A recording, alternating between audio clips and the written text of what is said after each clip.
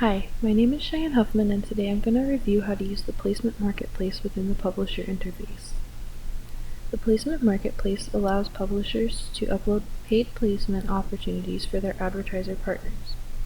Advertisers can view a list of all available placements from their joined publishers in their interface. To access the Placement Marketplace, navigate to Tools and then to Placement Marketplace. Click the blue Add New Placement button and enter in the required data.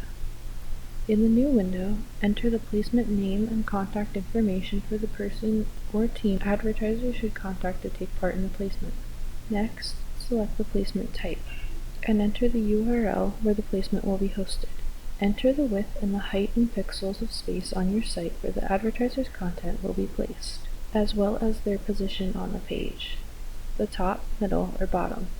You can also add an estimated number of impressions. Impressions are the number of views per day expected. Note that this number is different than the expected clicks. If you so choose, you can enter a screenshot of where the placement will be located and then enter a description. Finally, select the pricing structure for the placement, flat fee, commission increase, or available upon request, and enter the placement start and end dates. You can also enter the date where you'll stop accepting placements. Then click Save.